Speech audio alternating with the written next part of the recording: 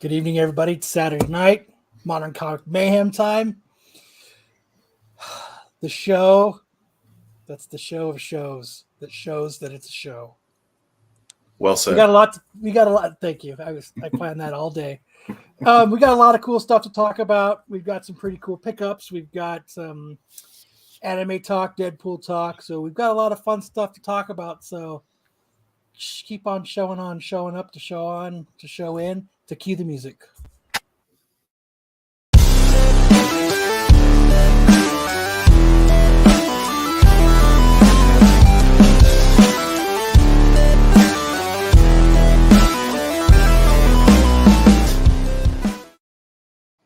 I love that intro music.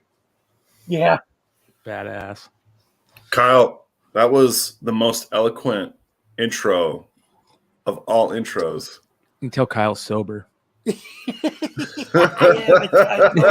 Sober as fuck. I am. Yeah, you got to wait till a minute 40, right? Too late. Swear jar. Too late. Yeah, too late. I finally got Tomb. I finally got his poster sent out to him. Hey, Tomb, hit me up on IG, man. Let me know if you're down to edit some videos for us, brother. But I finally sent it to him. Like, I had went to the post office and paid for it all, and then it got shipped back to me. I don't know if I ever talked about that on the show. What up, Nosh? But it got sent back to me, and it said it was a suspicious package. And what I figured out what happened was they didn't put the tracking label on it. The post office did it. They put all I did was take the customs forms to it and then shipped it off. Dude, I've had nothing but problems with the post office and shipping stuff lately. I shipped out 4 bankers boxes of trade paperbacks. 2 of them got to them. One, the only thing you saw it, the only thing I got back is the shipping label, and another one's missing. Yeah, post office sucks right now. It does. The only thing that was cool about I had stopped by Fantastic Worlds to pick up my box, and because I only go there about every 4 weeks, and I'm pissed because it's cost me so much money to fucking get my books. So he was like, "Hey, there's a mailbox, etc. kind of place where they ship FedEx, all of them. They're like, they're pretty cool. Go ahead and try them over there." So I was explaining to her what happened, and she puts it on there, and she's like, "Yeah, I can ship to Canada for you." She's like, $80. I was like, "Sorry, Tomb, you're not getting a fucking poster." I'm sorry, bro. But I was like, you know what? I'm going to go to the post office and see if I can get my money back. Because after like 20 minutes with this lady at the mailbox, etc. place, she thinks that's what she thought was it actually they had undercharged me for shipping it out. So I went there. Undercharged me because the post office only charged me $22 to ship his poster, and that lady wanted to charge me $80 to ship it. I love Tomb. He's a cool dude, man, but $80 to ship a poster is a lot. So I ended up taking it back. I was gonna end up doing is just ship him some books. That would be so much easier. You could probably just fold it up like a paper airplane, and it would cost less. Probably. But I was like, well, so I went back to the post office, and they're like, "Oh, there's not a shipping label on it. That's why they didn't go out." It looks like FedEx is losing shit too. Yeah, don't ship through California. They're getting stuff stolen off trains, man. Yeah, that's because they watched Boba Fett. Oh, that's where they got the idea. Yeah. Fucking Boba Fett. Makes sense. Speaking of Star Wars, a lot of Star Wars news, man. A lot of Star Wars news lately. We got Star Wars. Yeah, but it's actually good Star Wars. Good Star Wars. It's way better. Is that a thing anymore? Good Star Wars, is that still a thing? I don't know. We're gonna have to cross our fingers for Obi-Wan. I mean, Kathleen Kennedy is involved in that shit, so I think it's gonna be doomed. But did you guys see? What did you guys think of the Obi-Wan trailer? I thought he needed to say hello there a lot more. He didn't say it enough, or what? It looked really cool to me. I know there's a even lot like of a peeping controversy Tom. about some guy's head. Yeah, that's the Inquisitor. Yeah. And I'll show you what I mean. Dude's a peeping Tom. So let's take a look here. Let's see if we can find a good. Obi-Wan's a peeping Tom. There's the Back to the Future reference for everybody. Yeah. Obi-Wan falls out of the mountains. All right. He's spying on someone changing. So, And it's Luke. all right. So this is going to be the best way to do this. All right. So here is the Inquisitor in Obi-Wan. Right? It looks like one of those. And I know I say it on every show, but he looks like one of those oranges with a human's face superimposed on it. You know, that old TV show where they would superimpose. He looks like one of the Cenobites. From Hellraiser. Yeah. Totally. And this is what he should look like. So they went the opposite. It should have been elongated, tall and skinny, not short and fat, like he's on major fucking cancer steroids right there, man. I mean, his face is huge. It looks like that's what my brother's face looked like when he was fighting cancer right there. He's giving me shit about saying that right now. That's a nice cancer. turn. Fuck cancer, by the way. Fuck cancer. Oh, that's all. I'm joking. But yeah, they should have went more of a cone head look. Yeah, like a baby cone head. And no yellow eyes. Where are the yellow eyes? By God, he had yellow eyes. So no jaundice there. Yeah. Hellraiser's cousin. That's exactly right. Yes. It's weird. The new Hellraiser is supposed to be a chick, right? So gotta change it up. Yeah. It's weird. Dude's a peeping. Look at his eyebrows. Where are they? They're way up on his forehead. That's what they look like. It looks like he tattooed his eyebrows on his forehead. Like he picked I know a couple girls who have have eyebrows like that.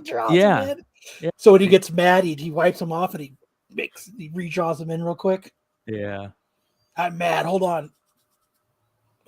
That's exactly what it looks like. That's a joke. I wish we had prepared. You have the slide ready for the the bad tattoo eyebrows. Old lady's eyebrows. Well, let me see if I can find them. Those aren't eyebrows, according to Hartman. Well, no, those are not eyebrows, man. Come on.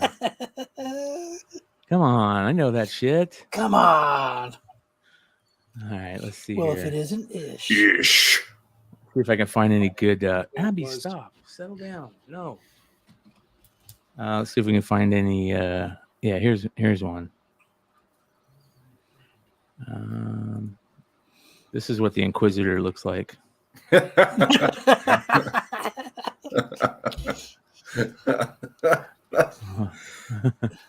good. Or there we go. Yeah, there it is. she got bumped while she was drawing them on. Oops. That's the Inquisitor right there, man. Indistinguishable. These are the same picture. I can't even tell that you're flipping back and forth except for the red light, the lightsaber. It's the only giveaway. So anyways, what up, Ish? How you doing, brother? Good. How's it going, guys? How's life in the comic book store? It's going good. Hey, no complaints. You guys got a crap ton of graded books then. Yeah, we got a couple hundred slabs. Was it a collection that you guys bought? Mostly two collections for the most part. Dang. And then we got another 10 long boxes this week, just today, actually, like silver and bronze. It's pretty crazy. So much inventory to work. What were some good pulls from it? Did you get to go through the 10 long boxes? No, I haven't seen the contents of that. That's probably going to take several days. Yeah, well, I don't know about months, but maybe like a good week. Bill, he gets cracking and he's going through those like a robot, just grading them, pressing them. Not bad. He presses? What's that? He presses books? He doesn't press. We do have a guy who presses for us if need be. You got a guy? You know a guy? We got a guy. Got a guy. We got a guy. The presser. It's good to see Sam in the shop this week. Yeah, that's right. I'm going to be showing off what I picked up from Ish later on. My arms hurt for what I had to pick up from Ish the other day. So I'm still kind of worn out from it. Oh, geez. You guys talk about your love life on your own time. Yeah. I'll have to go grab it and show off some what it looks like when you don't show up for a month. So let's get back into this real quick. This is the interesting thing that people are asking. Are we going to get any Mandalorian crossover? And everybody's like, they put a stop on that real quick. They're like, first of all, this is a Kathleen Kennedy project, and so she has nothing to do with that shit. And then, I mean, that's what it sounds like they're saying. You know what I mean? But it doesn't take place during Obi-Wan's time. None of the Mandalorian stuff it's 10 years or something like that. 10 years before. It's all post Return of the Jedi, right? Yeah. This is 10 years. No. The Obi-Wan's Mandalorian's post Return of the Jedi. Obi-Wan is 10 years after Episode 3. Right. Yeah. It's in the interstitial space between 3 and 4. Yeah. Yeah. So it says here. Yeah, Rogue One. It says here, Lucasfilm president and producer Kathleen Kennedy and director Deborah Chow had this to say when asked about rumored character crossovers. Quote, all that falls within the Mandalorian timeline, Kennedy said, referring to the timeline primarily set years after Return of the Jedi. Added Chow, the strongest connective tissue for us is to you, the prequels, because that's where our characters are coming from, and that's where their story started. So really, the prequels are the most connected to our series. So obviously, Uncle Owen's going to be there. Aunt Beru's going to be there. This is the best pre-fried. But this is the best part. And if you guys get a chance, go check out the new Bogcast episode. We talked about Boba Fett and stuff. But one of the things that Keith brought up that I didn't think about at all until he said it to me was that he's most excited to see Jedi Master Qui-Gon back as a Force ghost. Because if you remember, Qui-Gon's the one that figured out the Force ghost stuff. And he learned how to come back as a Force ghost first. So it would be cool to see what Liam Neeson talking to Obi-Wan as a Force ghost. So, and Qui-Gon was one of the coolest Jedis there was. He's the first person to do it, so Obi-Wan starts burning sage and shit. Yeah. He's like, what the fuck? Be gone, ghost, be gone. Who's fucking with my bed at night? Who's shaking my shit? So I always felt they should have saved his death for the third movie, episode 3.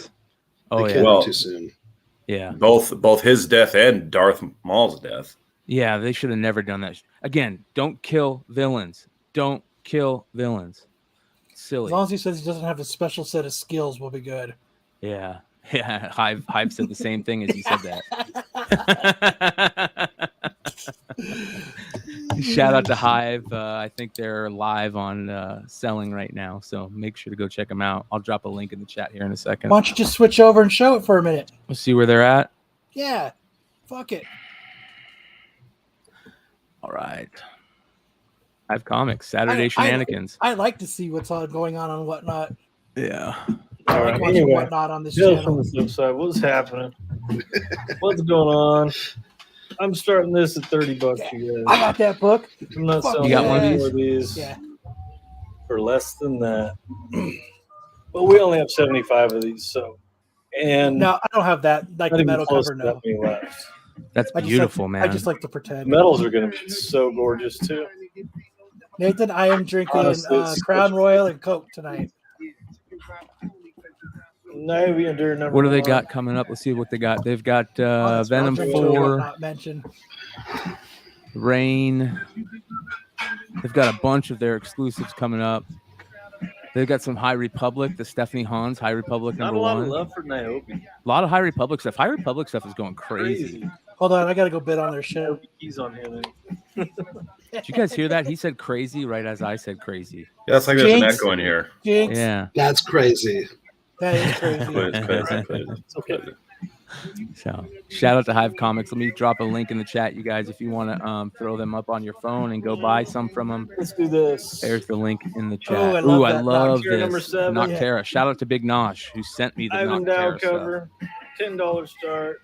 Beautiful. Beautiful cover. What the hell? Oh my gosh. What's going on? They must Gorgeous. Are you feeding them lines, Brian? Love that. 10 earpiece. Yes. That would be funny. So shout out Hive Comics. Good stuff. All right, we'll come back and check on them in a second. So all right. Speaking of The Mandalorian, here's some season 3 rumor hints at major Star Wars villain returns. So looks like the First Order's Praetorian Guard could be making a comeback. Star Wars Scooper says it heard the Guard was making a return in a scene where Din Djarin fights them aboard a ship. The scoop also says Mando bumps into a group of new antagonists that look like red Sith troopers.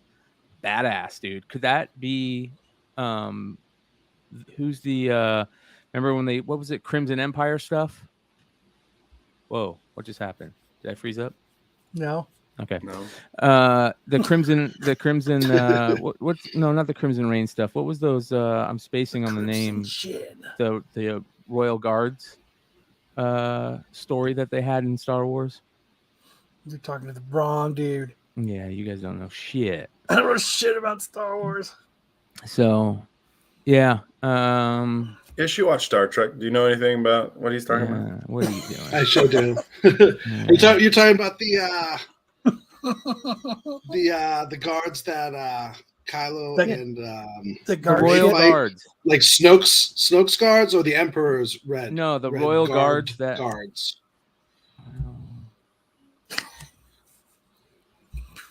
I think Brian froze. Did Brian freeze? I'm just Brian pretending froze. he froze. Brian's froze. Brian, you might have to restart, bro. It's carbonite. All right, let me see what it's called.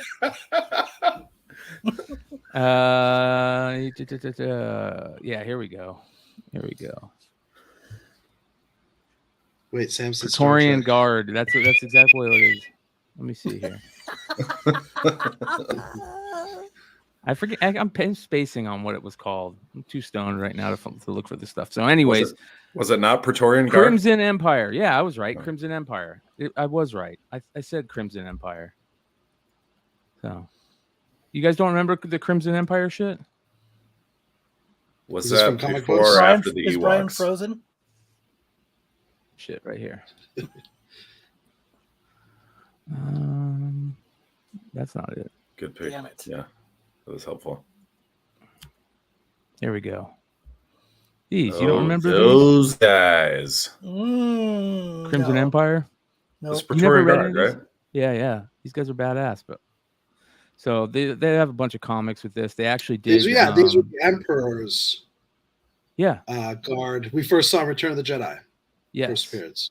Yes, but they never have lightsabers in anything other than the. They always had just like a staff. Yeah, but there's some that have lightsabers. Did you know that? Like, that's badass right there, dude. I love that.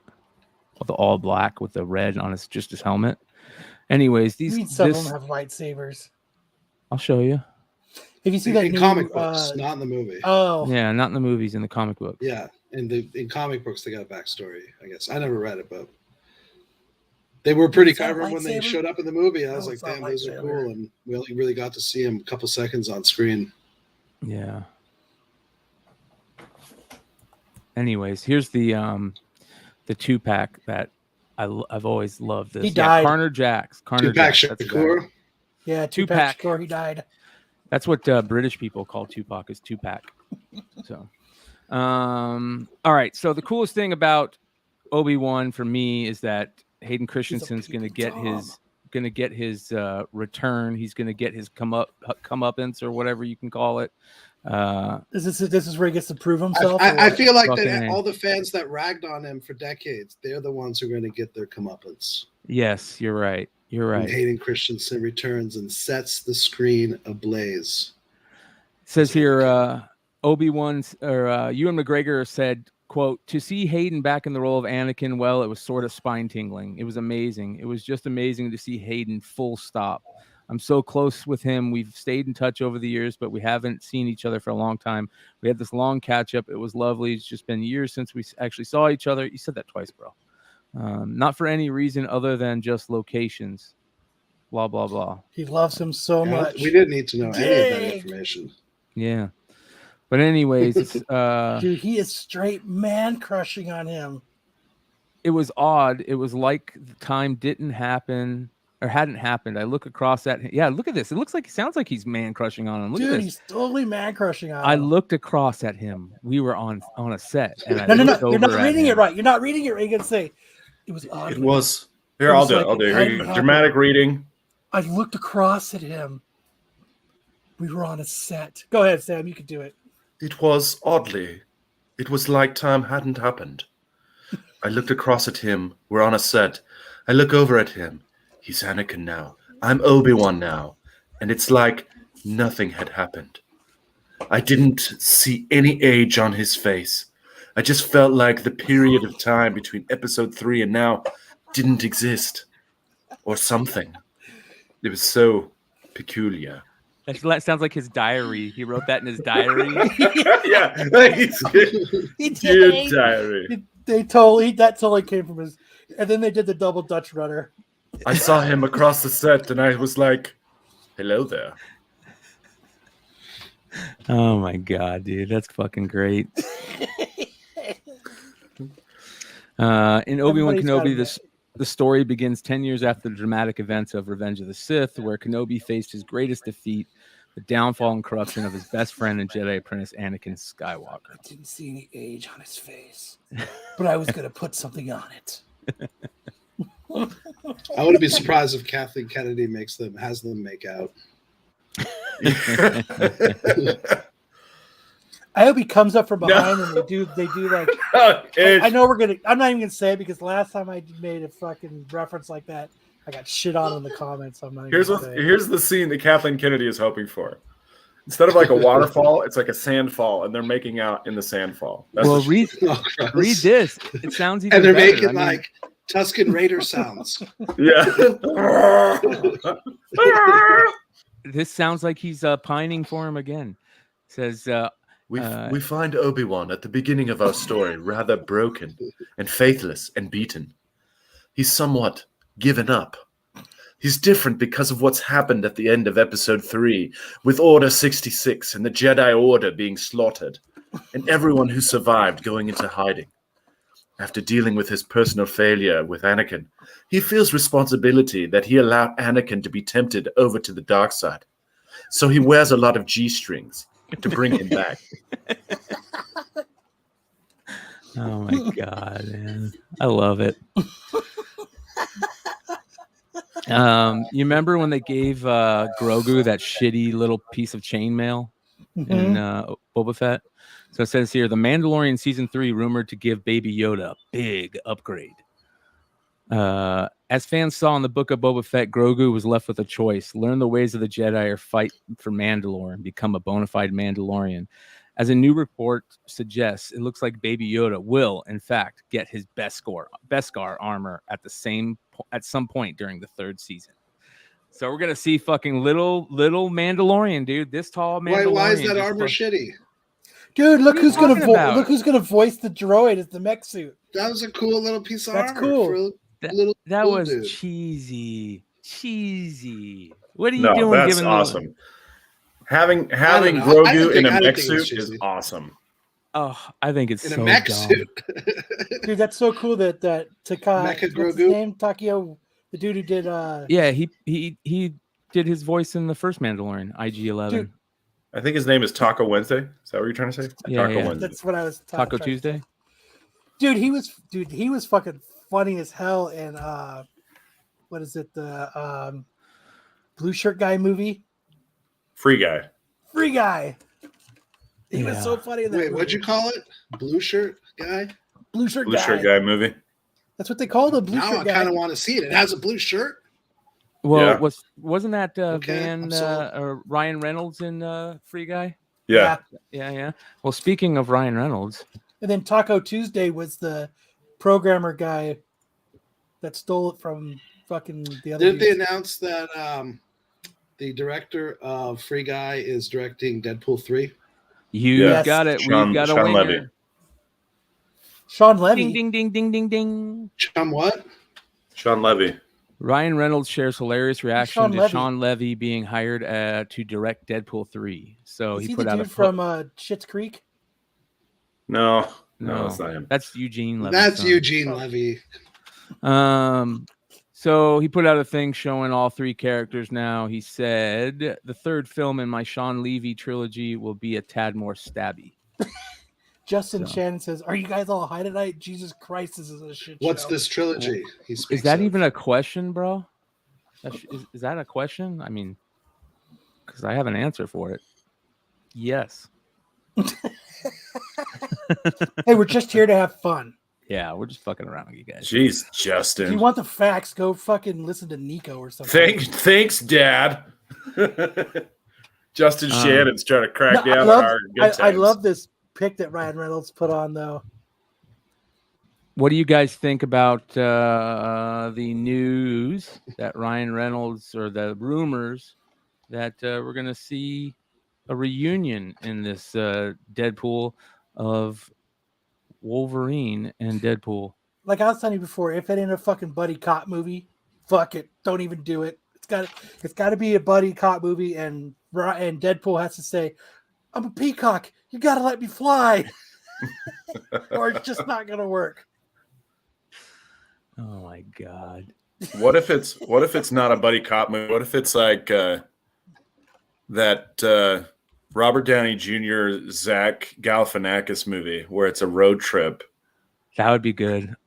I just want them together in And- anything. And one of them's pregnant.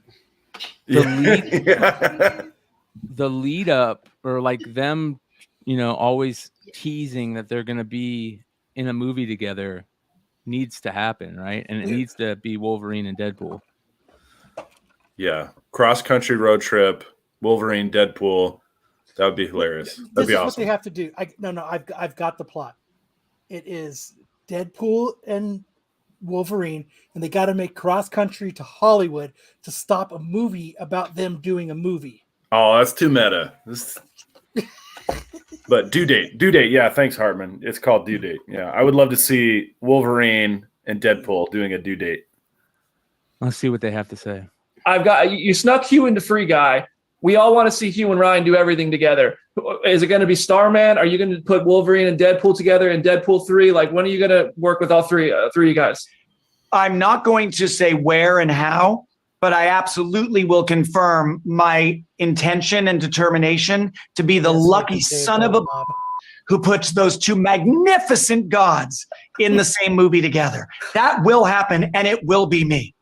There you go. Dude, All I'm right, stoked. bold. I love it. Bold. Bold. I hope it's Like more I like just the Notebook, Repeat words though. you guys say. That's heavy. They're going to have to do a musical number. If Hugh Jackman's in it, they're going to have to do a musical number. Well, duh. Of course they do.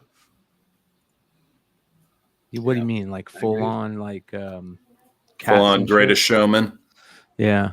Like tap Is- dancing, tap dancing, pageantry. jazz fingers, they lots gotta of jazz steal the, fingers, uh, jazz hands. What is it? The Guy Love song from Scrubs. And that's what they need to do is the Guy Love song. Guy Love. It's Guy Love. It's just two guys. Ish, did you see Batman? I did. What'd you think? Thought it was an excellent movie, very well made. Jesus Christ. That's the first time I think you've ever said something positive about a movie. Hey now. Hey, we watched Ish go Okay, toe well, to here's- toe Well, here's with the Lance the and shoe drops. Absolute It wasn't- Geek. wasn't a fun movie. I can't say like I enjoyed it because it was dark. It was very dark. It was very grim. Do you think that could have happened in real life? Dude, the Batman It's is pretty grounded real. in reality, It can happen in sure. real life. Iron Man is So fake. Iron Man can happen too. So it's not, this is just me. It's not my favorite Batman, but it's definitely in my top 5 now. Excellent movie. Would not take the kids to it. If I would can, take my I'll kid try to and it. see it again. I mean, he's 18, but I took my kid. What'd you think about the Joker showing up? You know what? I didn't like that. We didn't need that. I thought that was very Marvel of DC to try and do that, to try and tease us into the next movie. Because I felt the movie was good enough for like, hey, we're all going to see the next movie. We don't need this little extra tease. I feel it's too soon. I don't know if I'm ready for another Joker. If it was up to me, I'd wait. I'd do a couple sequels. And then, if you feel that the series is losing some steam, boom, then you bring the Joker back. They should save him like an ace. This was put out on their website recently. A little Riddler and Joker team up action coming. So that'll be interesting. Dude, I'd love it. It might be cool if Joker isn't really like a main villain, but maybe throughout 2 more sequels, he's kind of shows up here and there. Yeah, playing along. What they should do is maybe you never even really get to see him.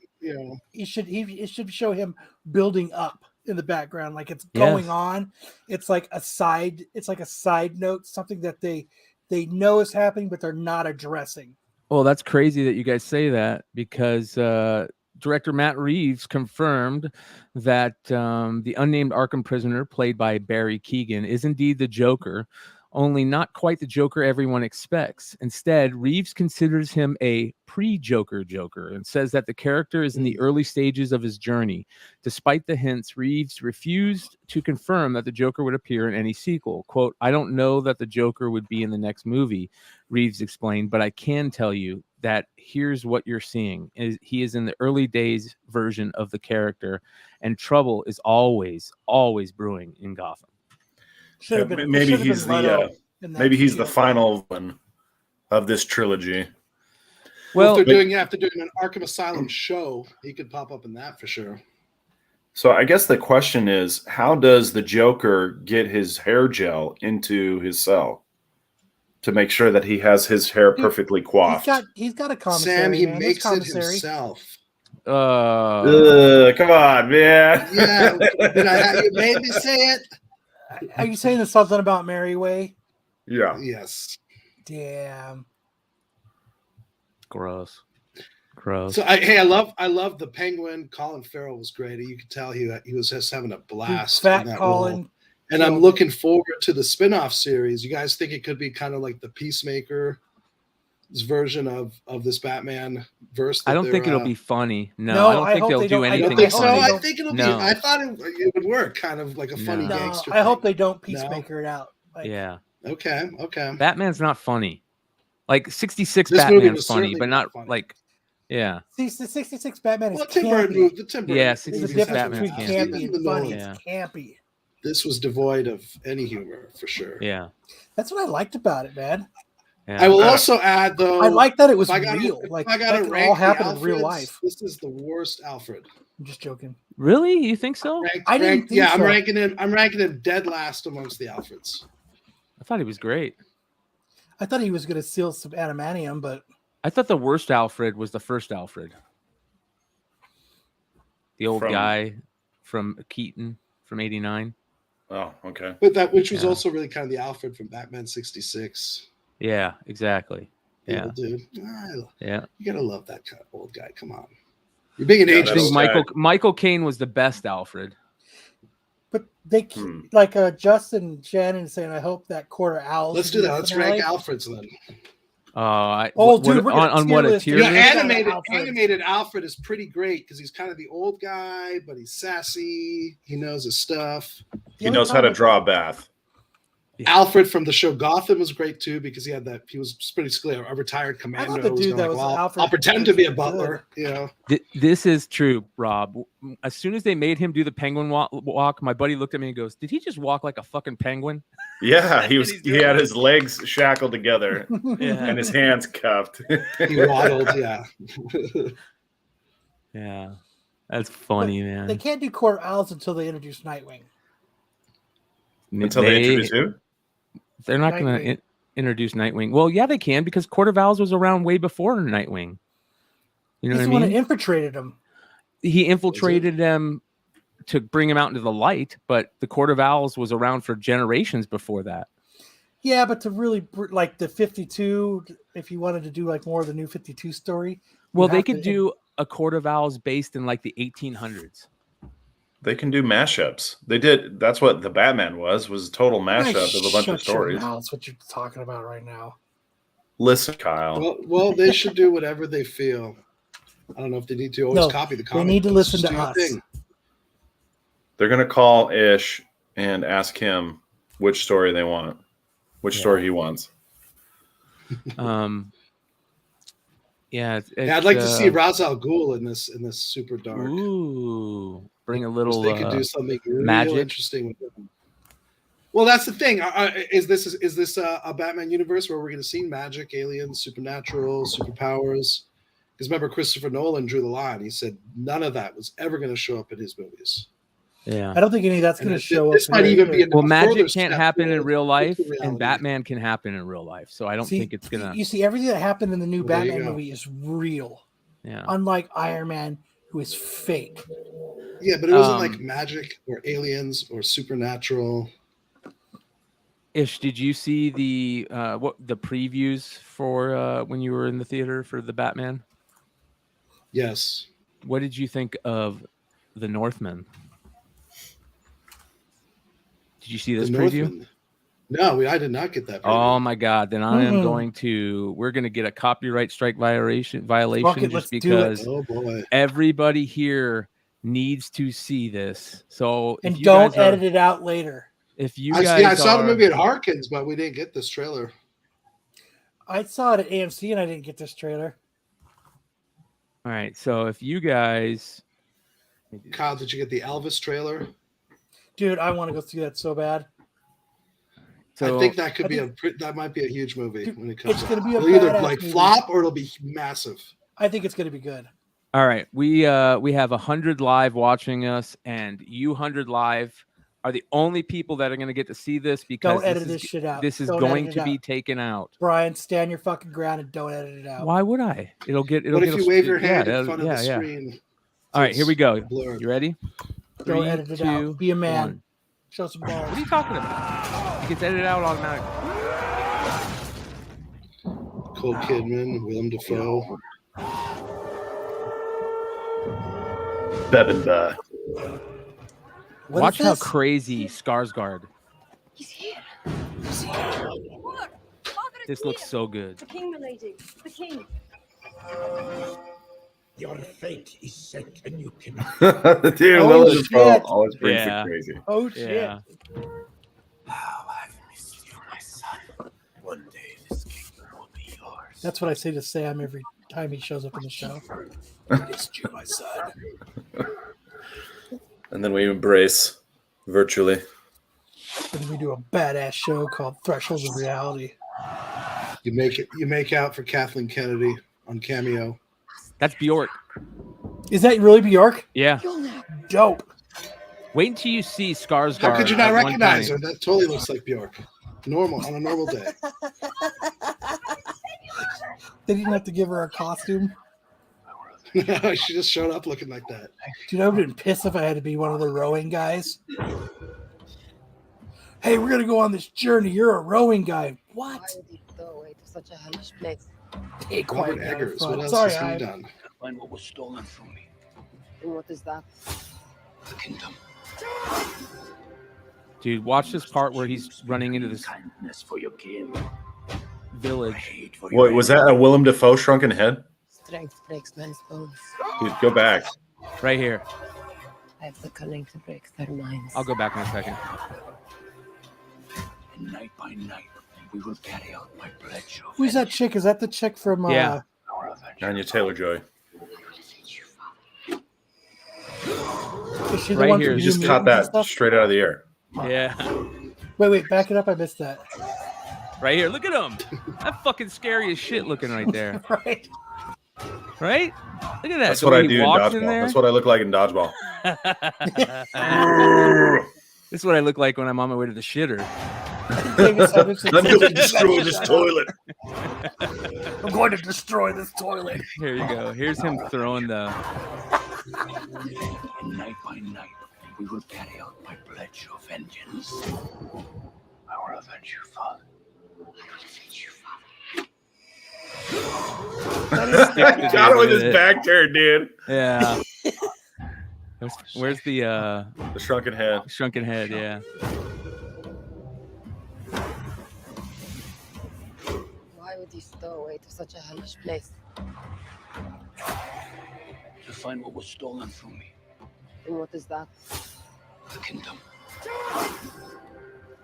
You must Did I miss it? choose between No, Oh, it's right it's here. coming up. No, it's coming up. There, right there. It kind of looks like him.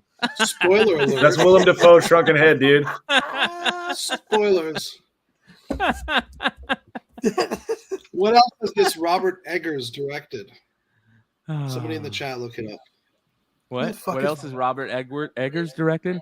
Eggers, yeah, because it was like Eggers. legendary director. Legendary director Yeah. Robert I've They're never all heard of it. legendary. I think he's a legend in his own mind. Is that the director of The Witch? Okay. Robert Eggers. All right, let me tell you what he's done. The Lighthouse and The Witch. Your mom just updated me. All right. The Lighthouse was a crazy fucking movie, man. That movie was Never heard nuts. of it. Telltale Heart. So that does give this Crazy potential to be real interesting then. Those are pretty Those are unconventional some pretty films. out there movies, man. Yeah. Yeah. Did you Good direct I stuff. Married a Mobster? No. Yeah. I married 2 episodes on I Married a Mobster. Oh, There yeah. you go. Yeah. Did you guys see this? Hold on.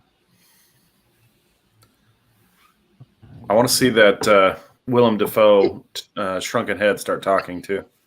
Have you guys? This looks kind of cool. So they're doing a Robert Oppenheimer movie with Cillian Murphy as Oppenheimer, and it's going to be a Christopher. Is it Christopher Nolan? Yeah. Yeah, Nolan. So let's play this. Fuck it. Let's keep them strikes coming. Dr. Oppenheimer, could you tell us what your thoughts are about what our atomic policy should be? No, I can't do that. All about Oppenheimer. Filmmaker Christopher Nolan writes and directs this 2023 biopic about the father of the atomic bomb, J. Robert Oppenheimer. It's 20 I thought it years. was Iron Man's dad that did that. Frequent collaborator Cillian Murphy stars as the titular theoretical physicist who designed the bombs that devastated Japan. So you know what's crazy about this is Cillian Murphy is in every Nolan movie, but he usually plays like a supporting character. He's never played a Like a lead lead role. guy? Well, he has. yeah. 28 Days Later, he was the lead role. But that wasn't That wasn't a Christopher Nolan. Nolan. That wasn't Nolan. Oh, Christopher Nolan. Okay, sorry, Yeah, sorry, yeah. sorry. Yeah. Have you guys ever so if you're if Can I just you're- say I'm already a little bit annoyed by this. I'm going to start nitpicking because Oppenheimer didn't design the bombs. He was just the head of the team that did. well, have you ever heard what Oppenheimer said when he witnessed the detonation of the first nuclear weapon? Yeah, it's a very famous quote. Yeah. Yeah. That's it. He said a few people laughed, a few people cried, most people were silent, and then he said, basically, when he talked about the Bhagavad Gita, right, where he was like, "I have become, what is it, Vishnu? I am become destroyer-" death, the destroyer of worlds. Yeah, I have become death, the destroyer of worlds. That is fucking creepy, dude. That is super creepy. In 1945, I'm not going back. I'm not going back. Nolan's Atomic Age cast includes Emily Blunt as Oppenheimer's wife, I love Emily Blunt. I think Emily Blunt's awesome and everything she does. She can sure do a yoga push-up. Yeah. Catherine, and Matt Damon as Manhattan Project Director, Lieutenant General Leslie. Doesn't that dude look like a 1930s Hollywood actor right here? Yes. Looks like Zac Efron. He looks like, this dude looks like is this a movie still? Is this from a movie? It almost looks like And it. yet, here I am. Here we are. He's better looking than Matt Damon. Jr. plays ally turned enemy Louis Strauss, and Florence Pugh is the Communist Party member who had an affair with Oppenheimer, Gene Tatlock. Boom. All the Wow. cool Dude, actors. A lot of stuff going on with that guy. Yeah. So a lot of craziness going on with the cast in this. It looks awesome. Based on the book American Prometheus. So there we go. I think Cillian Murphy's a badass, dude. The dude's super badass. I don't know if everybody isn't going to go see that movie Elvis, that Elvis movie, then they're out. Yeah. That looks cheesy to me. Does it? On an upcoming episode, we're going to cover the Demon Core, which was the nuclear core of the third bomb that they didn't use. Yep. You know where they put well, I don't know if it's where they put those cores, but my uncle was roommates with the guy who in college he was roommates with him, the guy who helped create the shell around Chernobyl.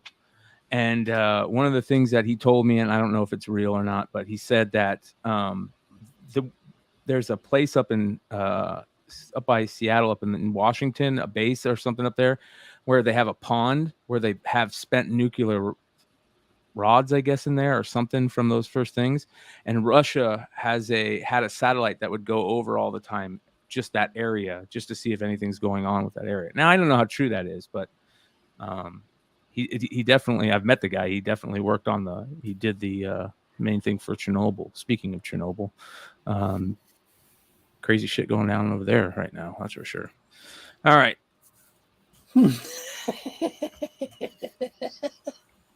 Speaking of Chernobyl, the Black Panther. Dude, that is fucked up. The director of Black Panther. Yeah, dude. That what a shit goofball. What do you mean, what a goofball? What? You don't go into a bank and hand somebody a note that says "Be discreet." No. That's not what happened. What are you talking about? That's not what happened. He handed him. He walked in. He said, "I need to make a deposit, or I need to withdraw $12,000. Here is my." He handed her his ID, his debit card, entered in his PIN number, and said, "Since this is $12,000, can we be discreet about this?" And then that. Wrong one. Sorry. And then they were like, that. And then that's when the chick was like, "I think you're the bank robber," and they called the cops. Hold on.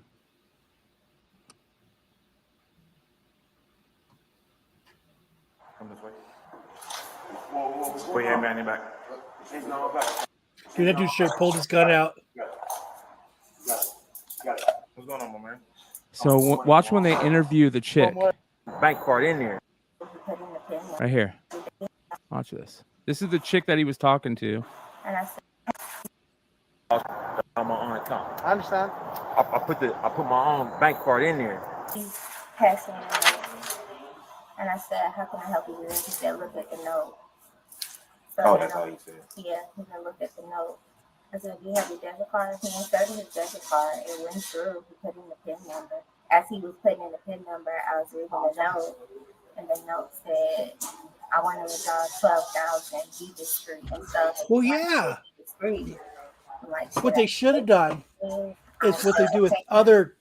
Once she saw that, and he already put his debit card in his PIN, and she's seen his ID, they should have taken him in the back, like they do with other huge transactions, and did the transaction back there, and he could have left discreetly. I'm not saying that it wasn't fucked up what happened, but it's at some point you can't go into a theater and yell fire. You can't walk into a bank and go be discreet and hand them a note that says be discreet. But after you put in your debit card and your PIN number and show your ID, I don't know, man.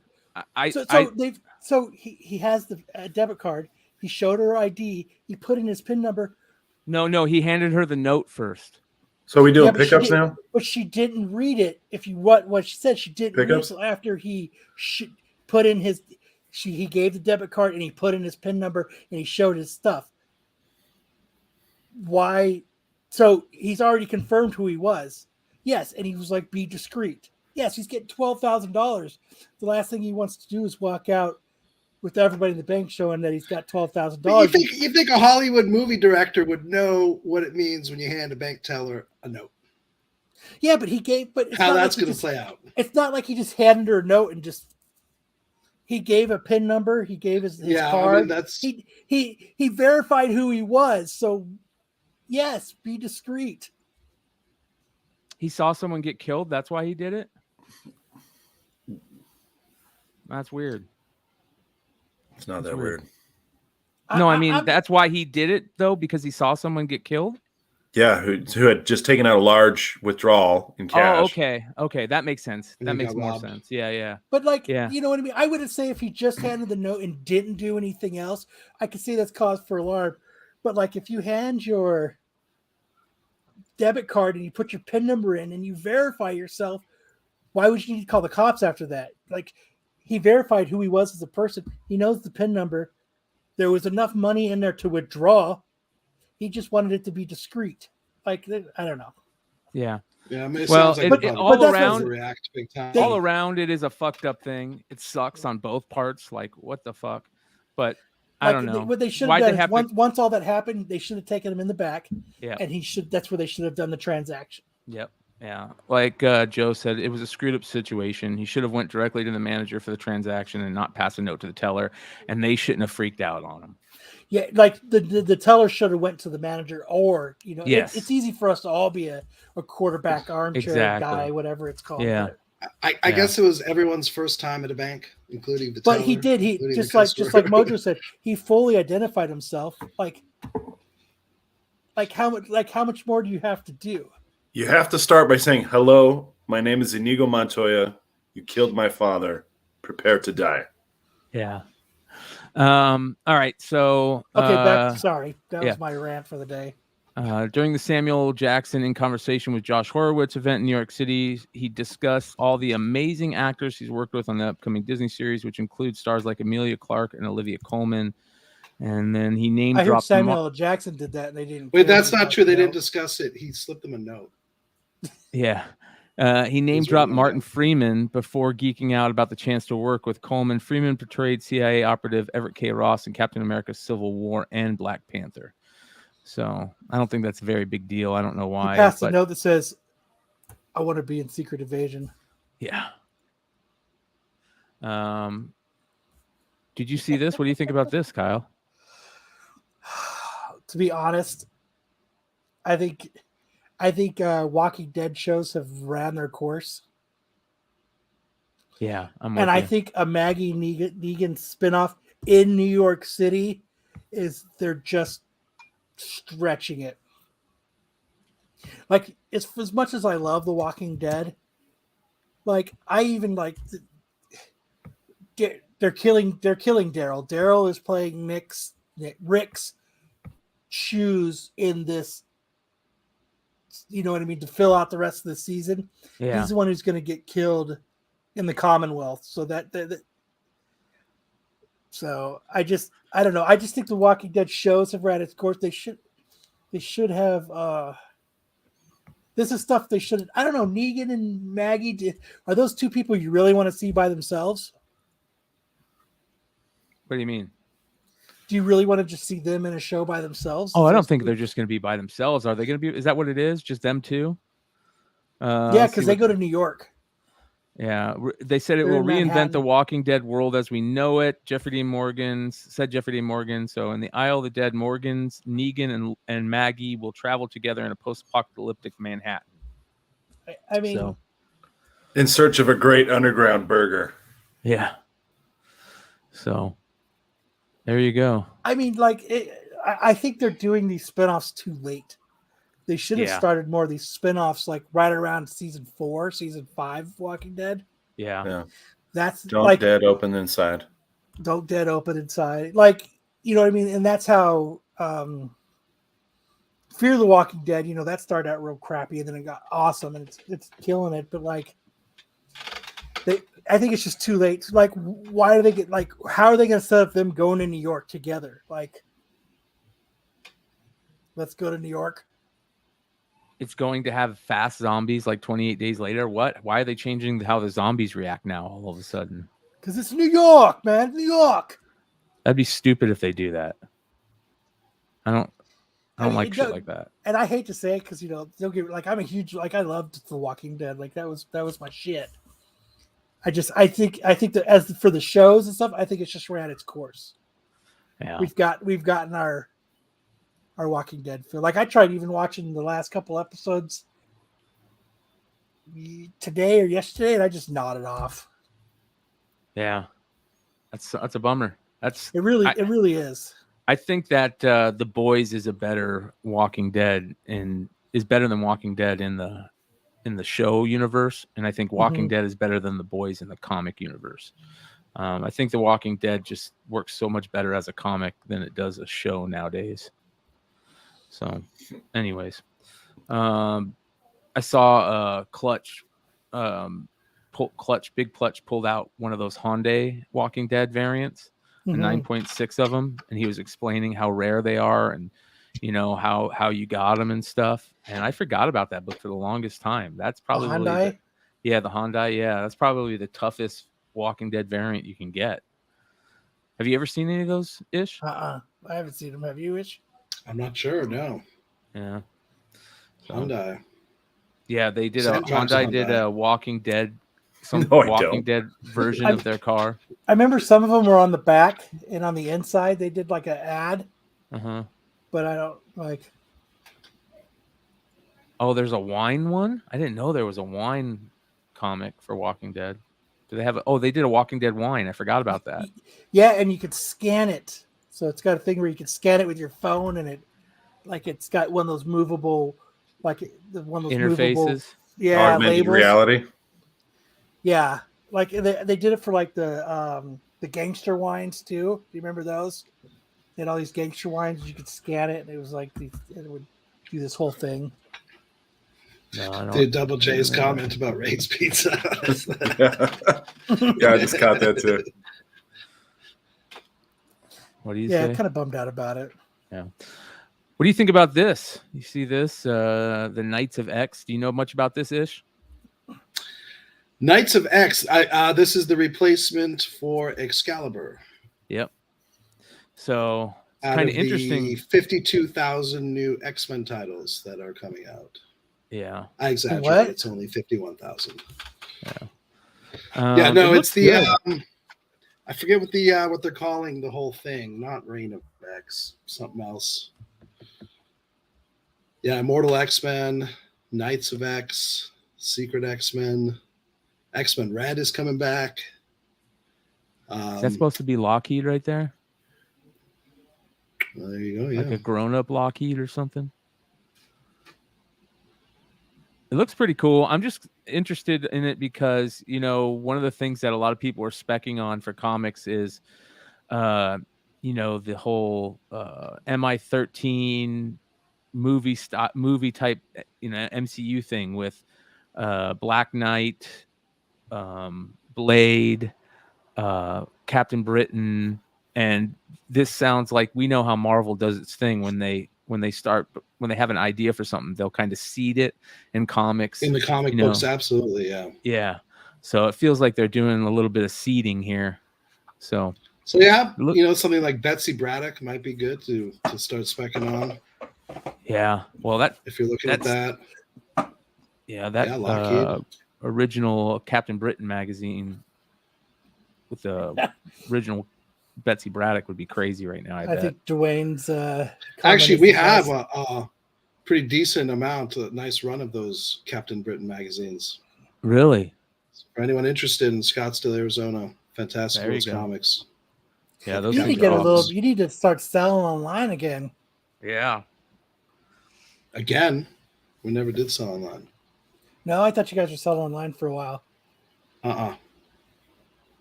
You should start. Missing out on so many potential customers. All right. Before we get into pickups, I want to shout out Thresholds of Reality. Oh, shit. You guys had I a know the recent guys on that episode. show. What was your most recent episode about? Episode 3. Go ahead, Sammy.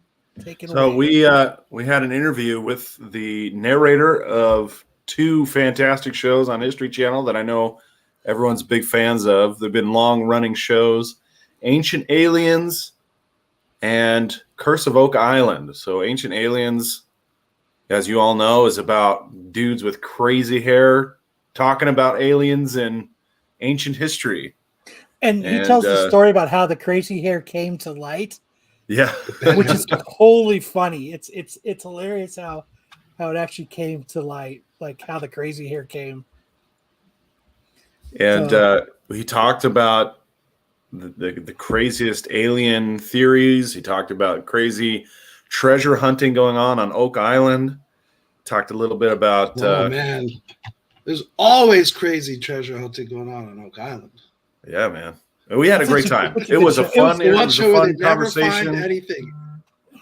Well, you know, they've been going for a long time. Sometimes the treasure is the you make along the way ish.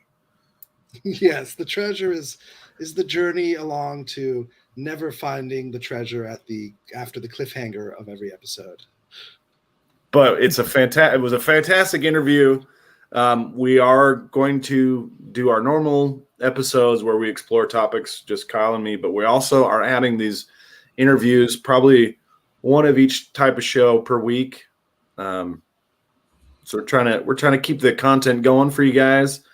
And gosh, you told me that dude is really into those subjects. He's not just a narrator reading a script. He's really into the subjects. Kyle and I were talking. Like, I hope he actually is into this stuff and wants to talk about it. But not only into it, he goes around to all the convention scene talking about this stuff. Mm-hmm. And one of the things that he does is he'll take his narration scripts and autograph them and sell them on a site called Gemmy. But that's what he does at conventions too. He's promoting the show and he's totally into it. He's a fan as much as anybody else. Probably the biggest fan of those shows. He lives it. Nice. Kyle, do you also give a thumbs down to those episodes too? Yes. Okay. I can't be judgmental. Oh. Okay, no, just for the sake it doesn't show them anymore. There's got to be a way to see it, right? No, you can't see the dislikes anymore, so it's kind of a bummer. I don't know if that's true. Kyle likes disliking his own shows. Head to your Chrome web store and download the. Oh, you can find there's an extension for it. There we go. So we need to figure that out. But here is the new episode, you guys. Go check it out. I dropped the YouTube link in the chat so you guys can see every show that they do, and make sure to subscribe and hit the notifications all button. I will say that my intros are not as good as Kyle's was today. Yeah. But your pause face in that thumbnail was practicing. excellent. That was me inhaling before delivering the introduction. By the way, real quick on Wolverine rumors. What do you think about Harry Potter being Wolverine? If he can be Weird Al, he can be Wolverine, sure. Dude, I think he's going to kill it as Weird Al. Radcliffe said he appreciates fans want a short guy to play Wolverine in keeping with comics canon, but not only has he not been cast, he doesn't see them choosing him after Jackman's time in the role. I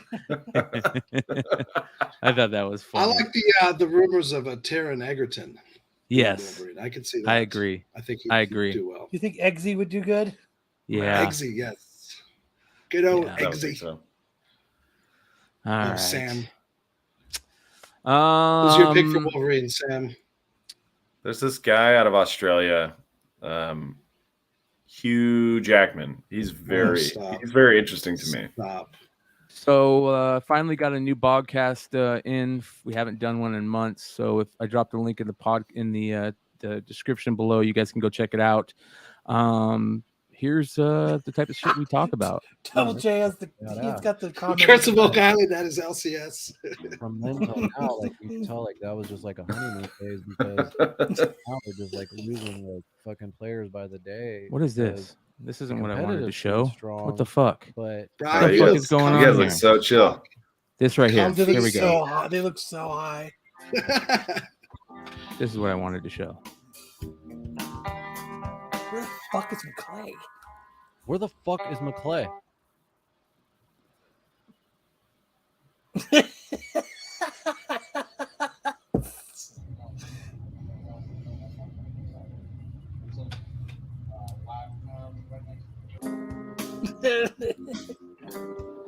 I love how he starts the show.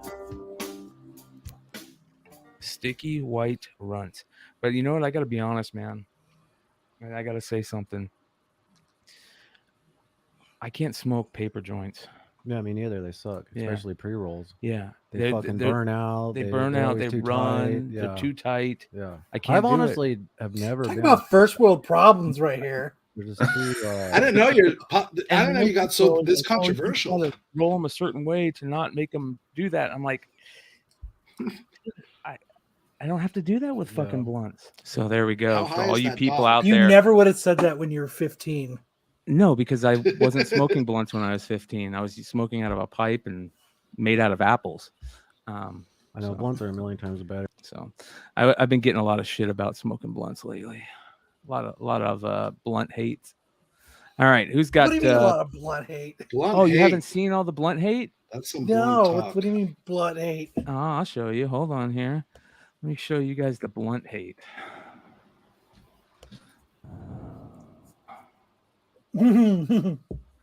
Blunt hate is the blunt hate is on the regular here.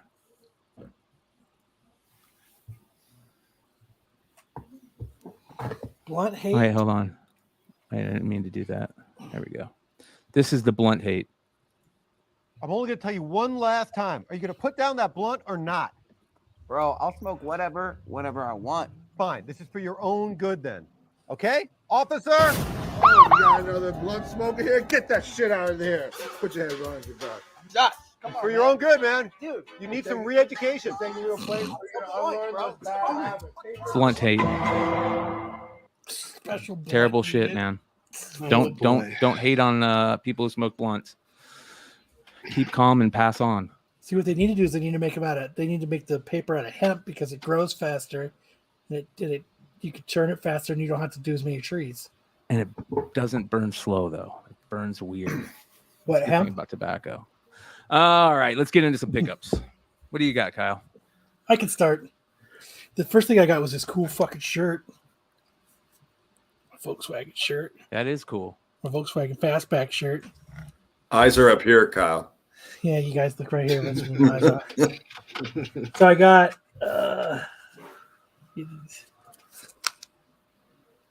Blood ties. The rancor. because we were talking about that a couple weeks ago. I just thought that was a cool ass cover. So and I want to show you guys this. Look at this motherfucker sent this fucking. This motherfucker thought it was a good idea to send this book this way. Look at this bag that he sent it in. Jesus. Why even put it? Why even keep it in the bag? It's bored. I have a feeling that happened along the way.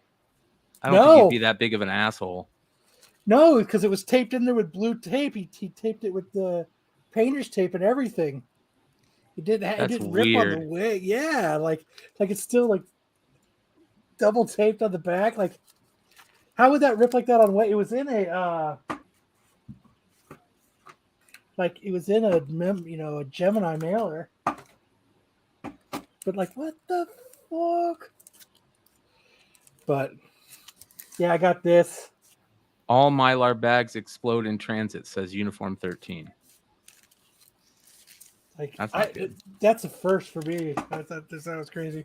The other thing, this is my last pickup. Oh yeah, that happened on our stream. Yes. Don't Beautiful Nice. guitar. Les Paul. How much you get it for? It was I got it for $300 $40. Not bad. Nice. No, You get a jam for us or what? No. Play a couple licks. But they I got it off the site called Reverb. So if anybody plays music, I'm sure they know what it is. But it's like an offer up type of place. And it's just or eBay, but you don't bid on it. But it's like they've got sellers and stuff like that, and you could buy used equipment. It was like an open box thing, and they're brand new. It's a 2021. To everybody that's asking. And it's normally like $500 in the store, and the dude's a new seller, and I ended up getting it for $340. You talked him down. Yeah. Nice. So the only thing that was like when I got it was kind of cool because it still had this is authentic, Epiphone Les Paul, like it had this the thing that comes with it and everything. The only thing that was wrong with it was how you pulled the knobs out and one of the knobs like came all the way off, and I was like, oh, that's probably why it was like open box, But I fixed it today. I just bent the little tabs out and stuck the motherfucker back on. Sounds great though. Fucking love it. Did the intonation today and restrung it. Sounds fucking nice. Will you play for us next week? Maybe if you're lucky. It gives you a week to practice. Can you do like Smoke on the Water? Well, duh. Well, actually, that's that. I just want to point out. Everybody says "Smoke on the Water." That's the organ that's playing that in that song, not the guitar. There's nothing worse than being a guitar player and somebody saying, "Hey, can you play something for me?" There's nothing worse. Yeah. Well, how about a comedian? And they say, "Hey, be funny." Yeah, that is worse. You're right, Sam. That is worse. That is worse. Text. I can't play Stairway. It's not allowed in this house. Oh boy. It's kind of like the music store. Nubia has banned that song from being played in her home. She hates that song. Play Crazy Train. It's a good song. I can play Crazy Train. Nice. All right, who's got pickups next? I got one. All right. It's mildly pornographic, so send your kiddies to bed. Chainsaw Man number 6. Thank you, Ish, for supplying. Awesome. I had to explain to Ish that this gal on the cover is also the same character right here with the bomb face. And that made total sense. Here's another picture of the same character right here. She's a bomb demon. It's awesome. This book's so awesome. The series is so good. Trace Hunter says, I knew Mango was coming out as soon as he said that. Yeah. Thanks. Yeah, that's why I'm here. Yeah, that's what I'm here for. The manga. Yeah. Speaking of that, is that all you got? Yeah, it was just the one. All right. Speaking of that, real quick, I didn't mean to do that. Wait, I got something. Did you just boot Sam? No, I don't think so. Did I? Yeah, I did. All right. There we go. All right, Ish, you're up. So I got, this is G.I. Joe, A Real American Hero, Volume 2. These are the only reprints of the original Volume 1 of G.I. Joe that exist. They're from 2002. And I got Volume 1. I got Volume 2. I'm looking at Volume 3. It's about $70. That's how how rare these are getting. Of course, used condition. But reading it, so I'm into issue number 13. And not only am I just kind of revisiting my childhood because I love G.I. Joe comics, I'm actually revisiting a pretty damn good comic book. Larry Hama and Herb Trimpe on many issues. What they put together is just a really good, straightforward storytelling. All the military jargon and all that stuff is super on point. And then just the fleshing out of the characters. I just read 2 issues ago, first appearance of Destro. This is some good stuff. So that's my pickup. Nice. Yo, Awesome. Joe. What was that?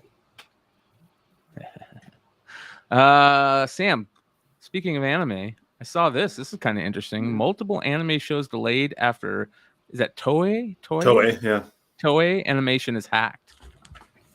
Yeah. Interesting. Yeah, there's some third-party hacker got into Toei, and they just screwed up all of their series that they're working on. So, One Piece, Dragon Ball, Dragon Quest, Digimon, they screwed them all up, and so Toei's on hiatus for all those series until they can straighten things out. That's weird that they would hack an anime company. Well, Toei has had a little bit of controversy lately because they have been striking YouTube creators, and they drew some ire from people around the globe because they're going around DMCA striking everybody. Yeah. And, that might be what motivated it. I don't know, but anime and manga are famous for hackers and people stealing the manga before they're even released for sale in Japan and then putting them online. You can find and Toei and Shueisha publishers and anime creators, they just really have a tough time keeping a lid on all their content. And the irony of it is they've done a really hard, put a lot of effort into making all this content available globally and for free. And they're still getting people stealing their content and posting it online. Interesting. But yeah, if you're hoping for a new One Piece episode or a new Dragon Ball Super episode or something, you're gonna have to wait. They're on hiatus indefinitely. It could be something like the baseball strike where they get things worked out sooner than later, or it could be something like the writer's strike of 2008 that killed heroes. So who knows? Yeah.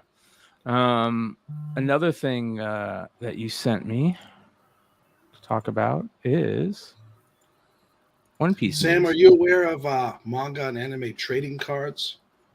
Yeah. I saw that they're issuing a set for Rent-A-Girlfriend. Rent-A-Girlfriend? Rent-A-Girlfriend trading cards. Yeah. When? Let's get a crate. Well, so that's a series. That's an actual series. I know. I don't collect them, and I don't think my wife would like if I collected them. So probably won't. But yeah, Books so and the this trading cards. Yeah. So One Piece live action is in production for Netflix. They're filming in South Africa, and they introduced 6 supporting cast members. Kobe, played by Morgan Davies. Morgan Davies, Australian actor. They've got their pronouns there because a couple of these folks are trans folks. Morgan Davies is trans, but playing Kobe. Alvida is one of the early villains, played by Ilya Isorelis Paulino. Helmeppo is Aiden Scott. Helmeppo's kind of a bad guy. So this is the villains. These are like the antagonists. Buggy, you might remember Jeff Ward from Agents of S.H.I.E.L.D. And McKinley Belcher is playing Arlong, who's the big bad of this particular season. And Garp is actually the main character's grandfather, so he's more of a recurring role. He doesn't have like a big role in the first part of it, but Vincent Regan is playing Garp. Oh, so they have the wrong date on the picture. I appreciate that, Rob. He's like, hey. Lords of Brooklyn said this is going to be an epic disaster. One Piece is? I hope not. Look, I don't know. I don't know if it is going to be, but the people who are doing it are putting a lot of effort into it. They are communicating with the creator. He's an executive producer, and Netflix just purchased the special effects company that did Godzilla versus Kong. They purchased the effects company also did a lot of Marvel movies. So I agree with David though. Live action anime doesn't seem to work out. I agree. Well, I think there's a lot of different reasons for that though, and I wouldn't say that it never works out, but it is difficult to translate across the globe, and like I was excited for like Death Note live action, and so the Death Note live action, instead of playing out like a game of cat and mouse, it turned into more of a Final Destination feel to it.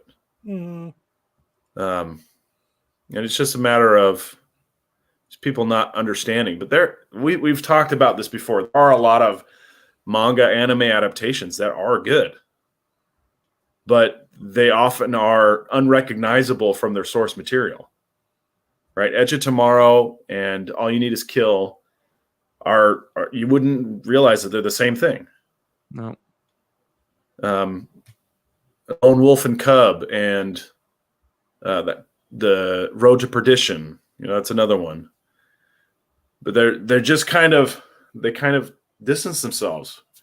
But this one I have a lot of hope for. I think the people who are doing it really care about it.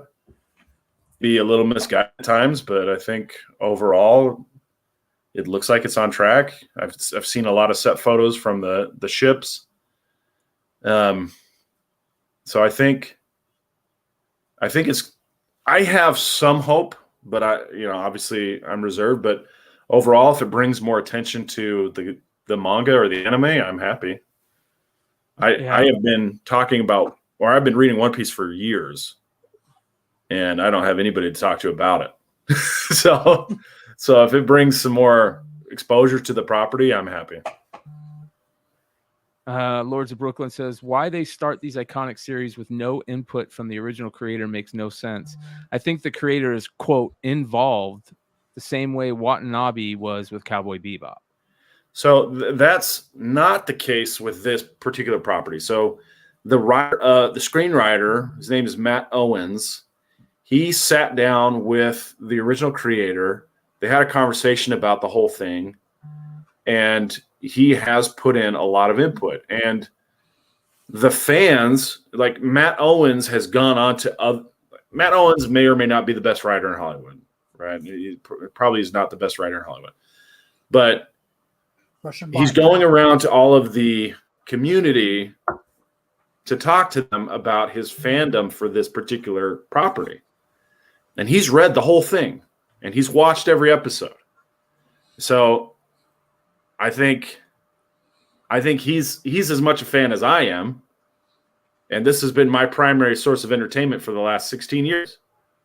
So, that says something to me, at least, about the amount of care that they're putting into this series. And they've given it a huge budget, $9 to $10 million per episode, 10-episode run. So I think they are going to have some. I think it's going to go off better than Cowboy Bebop, is what I'm saying. But hey, Creed, glad to know there's another One Piece fan in the chat. Love it. So this is another thing. Entourage. What's going on with this here? Yeah, so Jujutsu Kaisen is an up and coming manga that is selling like hotcakes. It is very popular. It's getting a movie prequel. The anime just started this year. It's got a movie prequel on the way, and it is a very, very popular and well-loved manga. The author apparently is pretty sick, and he was sick enough that they have to take a break from him publishing. Hopefully it means that it's only a 1 week break, so hopefully it means that he's getting back to it and he's feeling better now. But this was a little bit of a scare. So if anybody is into Jujutsu Kaisen, send some positive vibes to Gege Akutami's in Gege Akutami's direction so that he can get better and get back to it.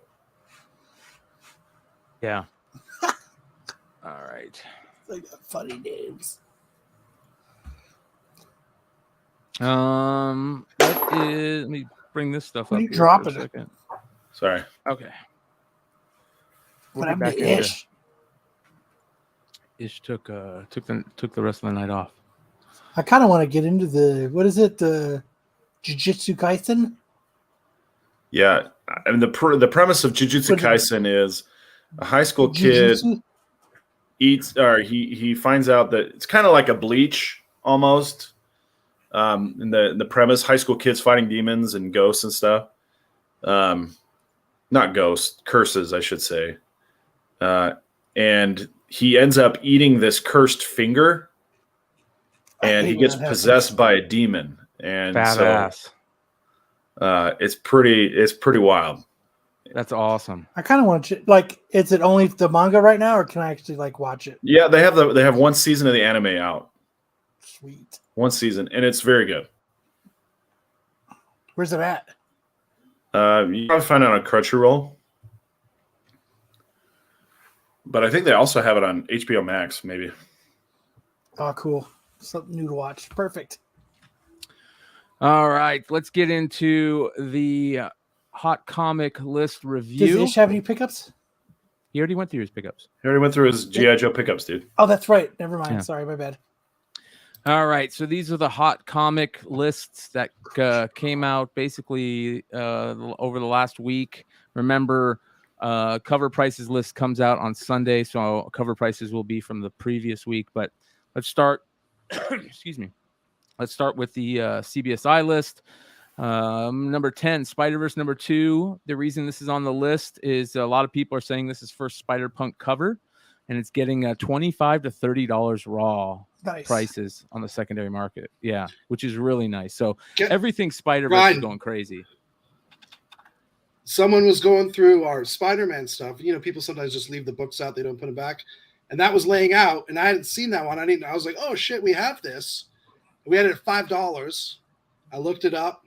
Now we got it at $25. Yep. You guys were spot on. That is, yep. Every one of those Spider-Verse books, cool if it says Spider-Verse on it, you might as well just pick it up. They're all going to be selling here shortly. So, and the fool who obviously pulled it out and looked at it and left it there for $5 they missed their chance.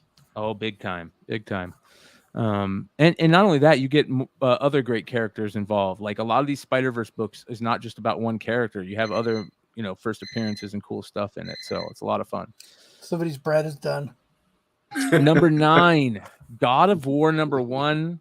There was the announcement of that Amazon Prime show. So these books were always kind of scarce. It's hard to find these God of War books, just like most video game properties. But now this thing's selling for $110 raw, which is crazy. So all on the news that the Amazon Prime show what does he draws? What else does he draw? He draws a lot. This is actually Sorrentino's very first pro comic work, I believe. So very cool. He do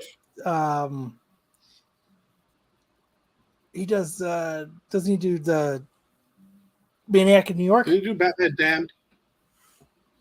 The Maniac probably, in New York is Muti, Andrea Muti. Ah, wrong Andrea. But I think Sorrentino did Batman Damned. So he A did couple other big titles, I think. So his first published work was God of War right here. He did I, Vampire. He did some Green Arrow, Joker, Killer Smile, Batman, the Smile Killer, Green Arrow. Did a lot of Green Arrow stuff. Uncanny X-Men stuff. Old Man Logan, Secret Empire, Gideon Falls. He did all the Gideon Falls stuff, and he did Primordial. So he does a lot of Jeff Lemire stuff. Oh, nice. Yeah, he works on the regular with Jeff Lemire, which is nice. So, all right. Number 8. Justin Chance is referring to your customers as fools. Good play, Ish. Number 8, the Han Solo and Chewbacca number 1 in 50 Adam Hughes variant. Starting to get some love. So $80 raw for this book, which is nice. So there you go. Number 7, Captain Carter number 1, the animation variant. I always thought this was a Tony Fleece variant because it kind of looks like the Tony Fleece books that he did for Spider-Man, that old, kind of look that he puts on it. But this is I guess a clip from the animation.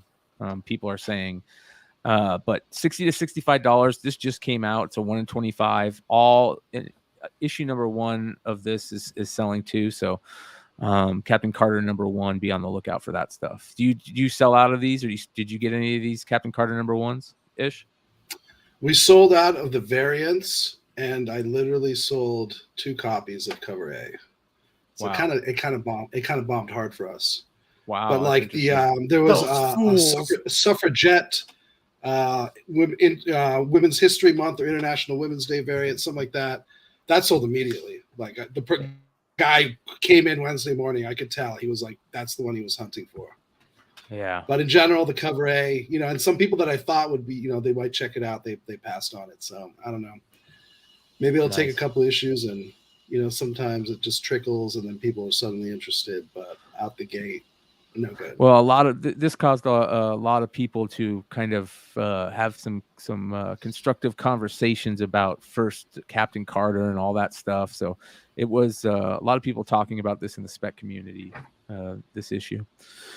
Number 6, Irredeemable number 1 is back on the list for its second time. It doubled since last week, $60 to $70. So yeah. Mark Wade universe. And shout out to Jason Klein for the $9.99 super chat. He says, got in late after work, but wanted to show the support as always, and we will watch the beginning and the rerun of the show, but never miss any Tales show. We appreciate you, Jason. Much love, man. We appreciate you so much that you don't need to give us money. Darth Vader number 6, the Inquisitor stuff is number 5. It went from 75 to 100 to 140 plus on the Obi-Wan trailer. So there you go. Number 4, High Republic stuff is going crazy right now. This is High Republic Adventures number 2, the 1 in 10 variant, first appearance of Marshawn Rowe. Kind of a shitty cover. It is a shitty cover, but these are connecting covers. All the High Republic Adventures 1 in 10s, I think, are connecting covers. So that's why one of the reasons why it's so shitty. It's meant to be connected. So it's connected to other shitty covers. Yeah. This was interesting. Spectacular Spider-Man number 116 is hot on the news that we're getting the Foreigner in the Craven movie. Mm-hmm. And this is the first appearance of the Foreigner, but most of you have this for the same reason I picked it up, because it's an early Sabretooth appearance. So actually this book's flying too. It's $50 right now, which is crazy. This book used to be $1 book, $2 book. Yeah, a lot of Spectacular Spider-Man still flying under the radar. Like, people need to jump all over that shit. And Web of Spider-Man too. Yeah, because it's like dominoes. They're all going to start to get hot once everyone gets their fill of ASM. They're going to move on to those books, and those are going to start going up like crazy. Yeah, I agree. Number 2, Batman number 6 from 2012, the Capullo Snyder run. Everybody's starting to spec a little bit harder on Court of Owls because they think we're going to see something soon from them, and this is quote unquote the first Court of Owls. I know they show a picture of them in issue 4 and they mention them in issue 1, but this is the book number 6 that most people consider the first Court of Owls. And it's a great creepy cover. There's tons of variants to this, so be on the lookout for those too. They had those other covers that they're not other covers, but remember they were doing the they were sealed up in the plastic. The combo pack variants. Yeah, the combo packs. Yeah, and there's also some really good Jason Fabok variants for this, where the Court of Owls are on the front. As a matter of fact, let me bring those up. Batman number 6, right? Yeah. I think I had this I think I have the combo packs to this, because remember we were buying them up. Yeah. All right, let's see here. I don't know why it doesn't come up on. Anytime you type Batman, you have to go through the 10 different types of Batman series that are out there. Yeah. I mean, there's the same with Spider-Man. All right, so let's go to series. #fiction world problems. Yep. All right. We have too much Spider-Man and Batman to choose from. All right. So, man, this run was so good. This run was amazing. Yeah, it was. I mean, just so awesome. So here's all the variants for this book. This is the Fabric one that I really Gary Frank, not Fabric, Gary Frank. I really like this one, obviously, because you've got Talon on the front, and it, shows him. But love the black and white, love the combo pack, and then here's the second print. Yeah, love the red. So this is a great issue to hunt. Be on the lookout for. All right, number 1. Rightfully so, to make up for my cancer comment, bad joke in the beginning. Fuck cancer. George Perez is in hospice right now, and we're losing him. I thought he was back home. In hospice back home.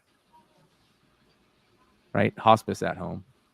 I thought he was out of hospice and he was back home. Well, hospice comes to your house. Like when in that situation, they come to your house. They stay with you at home. So he is back home, but he's in end of life care.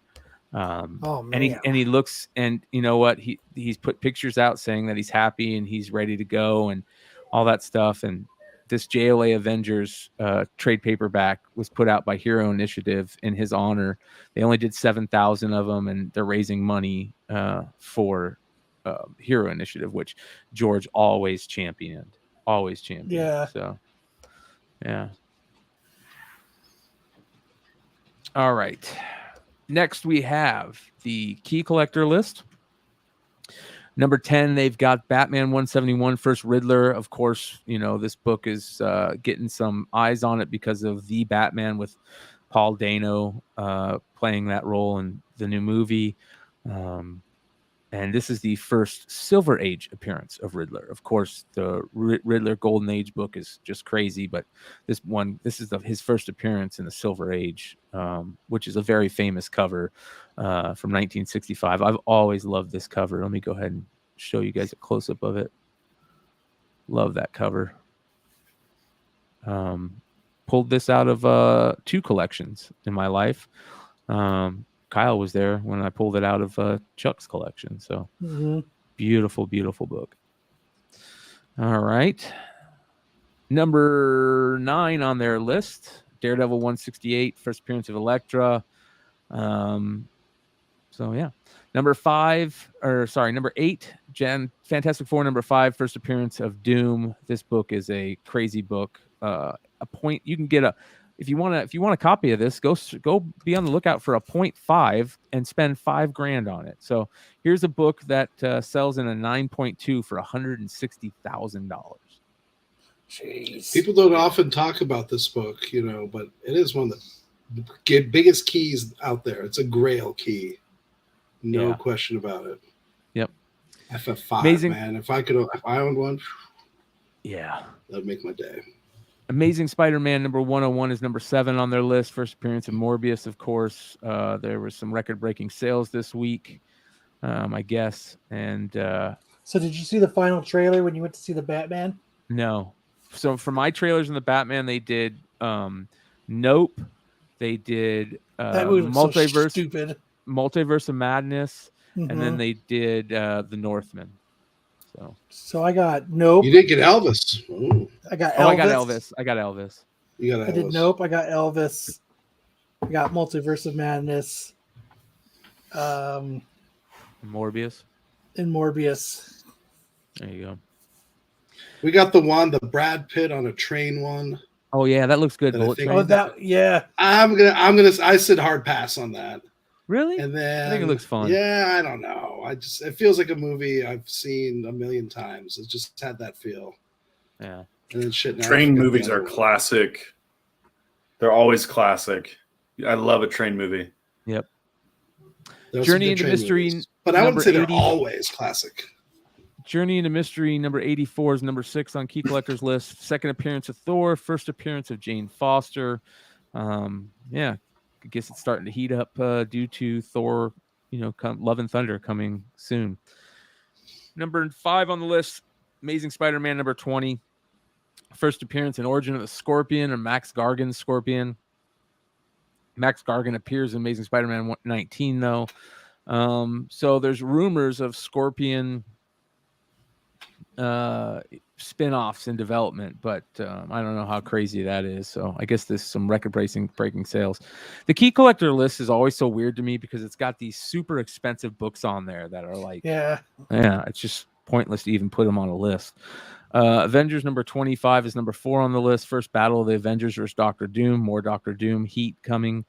Number 3 on their list is Incredible Hulk Annual number 1, the Steranko cover. That was originally done by Romita, right? There's a Romita version of this that they just didn't like and they scrapped, but you can get the Romita version on the foreign copies of this, I believe. Chat, let me know if that's the case. But yeah, 9.4 sold in October for $3,500, and that's a lot of money for that book. Number 2 is Fantastic Four number 46. First appearance of Black Bolt, second Inhumans. And yeah, I feel like half these books are on the list every week. I was gonna say, Brian, didn't you have that on your list like 2 weeks ago? Yeah. Amazing Fantasy 15 at number 1. I mean, come on, what are we doing? We can like that. Like it's not a shitload of people are buying it. Yeah. It's weird. Then that's the Key Collectors list. Let's do the cover price list, which is a week out too. Their number 10 book. I wish they would put what the book is because it's hard to see here. So what is this? Amazing Spider-Man 2. What is this? Yeah, they need to put the name. Amazing Spider-Man 209 is number 10 on their list. So Patrick's saying that isn't the right list for Key Collectors. It isn't? Oh, it wasn't the right list? Was I on the wrong list? Jeez, I'm a moron. Hot 10. Yeah, it is. That's the Hot 10. All right. I don't know. That's just what Patrick was saying. Yeah. So this is that was number 10. Their number 9 book, Batman number 2. Their number 8 book, New Avengers number 7, First Illuminati. Number 7, the Moon Knight number 9 Jack Knight variant, which was hot for the week it came out. Twig preview at number 6. We all know everybody's going crazy for that. Daredevil number 310. This is interesting. Why is this on the list? Let's take a look here. It doesn't say, does it? Issue summary. While Daredevil tries to save Haitian refugee from the Nameless One, Calypso fights and defeats the Daredevil doppelganger sent by Magus. Why would that be on the list? That's a great question. But that was number 5. Number 4, this is a sweet Daredevil issue number 3, Woman Without Fear issue number 3, Great Craven the Hunter cover. I really like this. I love Elektra as Daredevil. That's one that I didn't like at first, but I really fall in love with. It says you want the trending 20 on the Key Collector. Okay, there you go. So that is Daredevil. First Calypso. There you go. Bodies is number 3. The Vertigo book that was optioned. Number 2, Avengers Forever. Number 3, this is a badass Ghost Rider cover right here, man. That is why Daredevil 310 is in there. Gotcha. And then number 1 is the Batman AMC book. So the Key Collector trending 20, which I don't want to go through all of them. Here are the hottest books according to Key Collector, I guess. Free Comic Book Day 2021, The High Republic, Edge of Balance, Guardian of Wills. War Bears number 1. What? Yeah. 3-issue limited series about comic book artists during World War II. West Coast Avengers number 46, first team up of the Great Lake Avengers. Minor Key, we've always known that. Batman 28, first appearance of Harper Rose Bluebird. Love anything from this series. She's supposed to be in Gotham Knights. Batman Legend of the Dark Knight number 16. We talked about this last episode, I think, with when we reviewed Batman, and we talked about in the Batman where he puts that stuff in him, and that everybody immediately went, "Oh, that's Venom." It had the color. This 4-issue series or 5-issue series or story, I mean, in Legend of the Dark Knight number 16, and it goes to issue 20. is great, and it's basically Batman gets addicted to the stuff and he's got to come down off of it, which is crazy. So it is the same drug that Bane uses to make himself all huge. Yeah, I totally forgot that drug actually appeared before Bane makes his first appearance. The drug came first. Yep. Yeah. So now we know what came first, the Bane or the drug. Yep. Batman 258, first mention of Arkham Hospital. Kyle always comes first. Which is interesting, but this also has a great Two-Face story in it. So be on the lookout for 258. Secret Wars 2, number 3, first full appearance of the Beyonder. Detective Comics 683, introduction I of just about Iceberg 98 Lounge. white pages of that. Of this one right here? No, of the Secret Wars 3. Oh, yeah, First yeah. Beyonder. I remember. Not You know, bad. and it doesn't say on the CGC label first appearance of Beyonder. Doesn't say it. Interesting. I was kind of annoyed. So we're supposed to get Lawrence Fishburne voicing the role of the Beyonder in Moon Girl and Devil Dinosaur animation. So that's kind of cool. Yeah. There is DMZ, of course. This was on the almost 10 for the CBSI stuff because we got the DMZ trailer with Rosario Dawson, which looks awesome. Brian Wood, amazing story by Brian Wood. I think probably he's like coming out, showing everybody what type of writer he is. Really, really good series, DMZ. So from 2006. Star Wars: The High Republic #2, High Republic Adventures #2, just because of the Marshawn Rowe stuff. Batman 609, first appearance of Thomas Elliott, who is Hush. A lot of talk on if the reporter that we saw is Thomas Elliott or the reporter's son is Thomas Elliott. I think the reporter's son is going to be Tommy Elliott, who avenges his dad in the orphan kid that he carries. Yeah. No, not the orphan kid he carries. No, if you remember in the Batman, the guy who found out about the Arkham stuff, who was killed, got killed. Yeah. That was like 20 years prior. Yeah, it says his last name was Elliott. So, and that's remember when it said Hush on it. It said the word Hush. Yeah. Yeah. How are they going to do Clayface if they do Hush?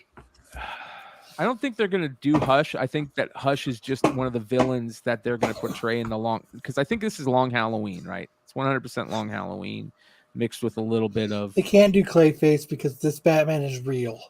Yeah. They could do it like a Clayface story that maybe like it's like a commentary on like cosmetic surgery and Botox gone wrong kind of thing. Yeah. That was going all out into that was my instead of idea. like Clay monster. Here's Batman. I was the one that #6. put that comment in your chat, Ish.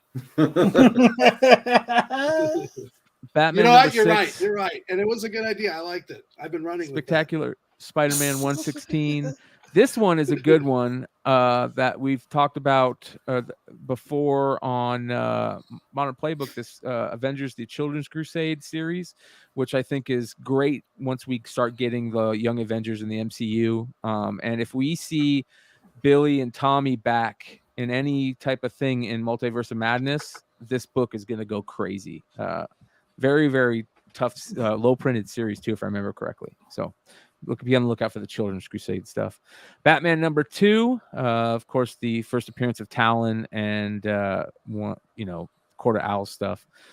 Star Wars Episode 1 Phantom Menace 1/2. Love these Wizard 1/2 books. This is the first appearance of Anakin and Jar Jar and Qui-Gon and Padme in comics. So Batman 619, first appearance of Hush in costume. Love that cover. Such a great cover. Of course, Darth Vader #6. Star Wars Crimson Reign #3. Love the variant. This is the 1 in 25, no 1 in 50. And it's a cover of Ren, or the Ren is on the cover. Of course, Captain Carter #1 is their final book on their trending 20. So there you go. That's all the comic book list review. Nice. Yeah. I want to also, while we have a chance, I want to shout out Triple Kyle. D Dodgeball. What's going on this week in Triple D Dodgeball verse there, Sam?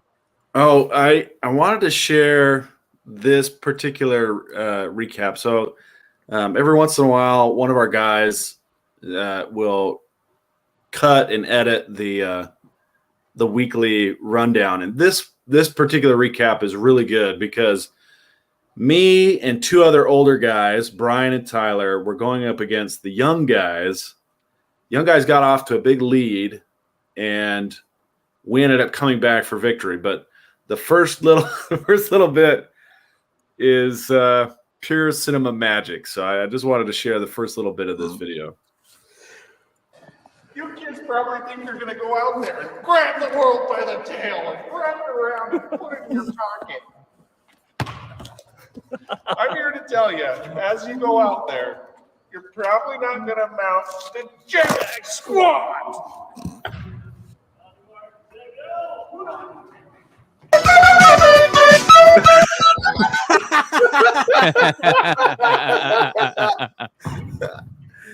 That was it. That's all I wanted to share. But this is a really great edit. It's only about 15 minutes long. We keep the scoreboard going the whole time for you. When the balls hit the walls and it reverberates.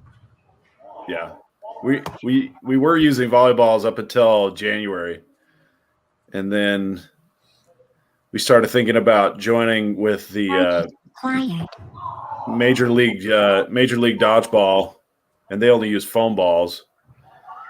So we started practicing with foam balls. They don't hurt as much, so it's not as much fun.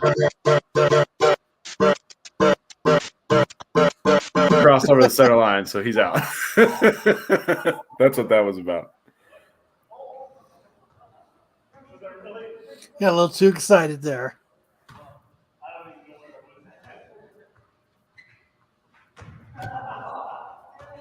What was that, Tyler? We were a little loose that night. It's Brian has that effect on people.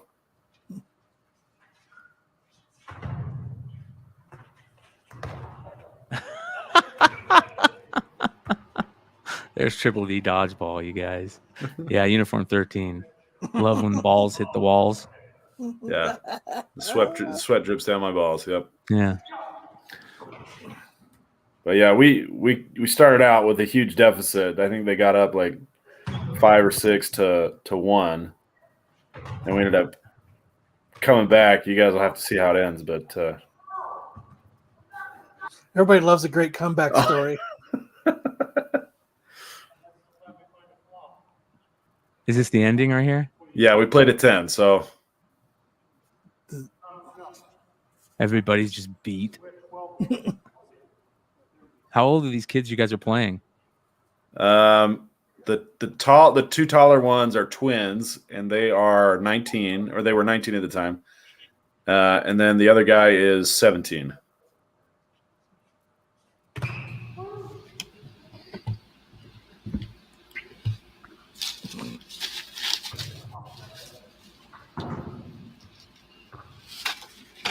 I mean, these are volleyballs, dude. This is like getting punched in the face. So you guys went back to volleyballs only? No, this was from a little while ago. I just wanted to share these edits because they're really good. We will be getting together on March 23rd, and there will be volleyballs again. This is how the X-Men train in the danger room, says Lords of Brooklyn. You guys should do this with medicine balls. Oh, here comes the best part. Here comes the best part right here. Boom. Oh, we're shirtless Sam. It was in May, so it was like 120 degrees. Oh, you missed it, Brian. He puts the little censored bar over my chest.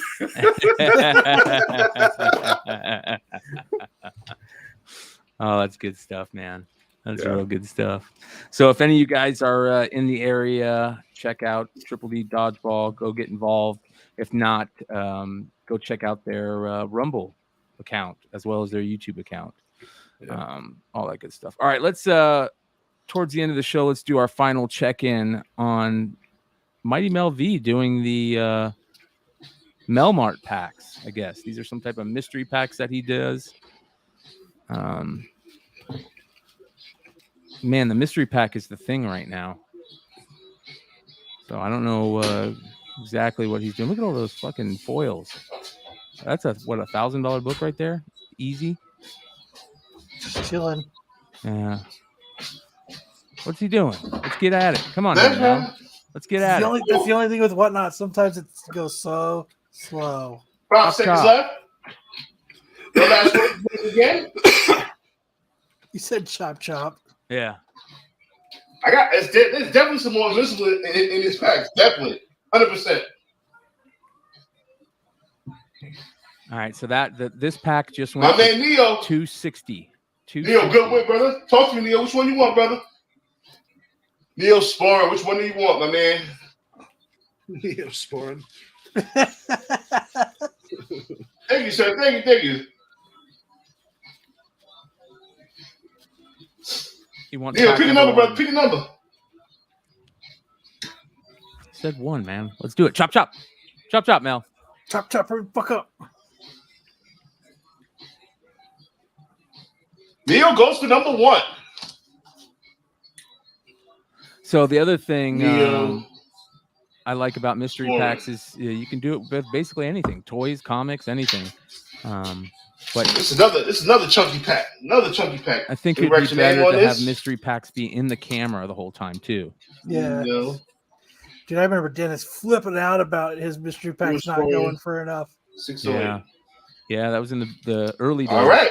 Yeah. Are you ready? Belmont packs are in the building, sealed.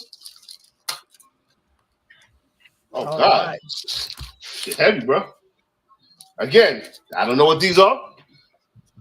Neo. Oh, yeah. Iron Fist set. One in comics. Shout out to my man Drew from One in Comics. Iron Fist. This is Pirello Virgin and Trade dress set. Iron Fist number 1, the 1 in 25.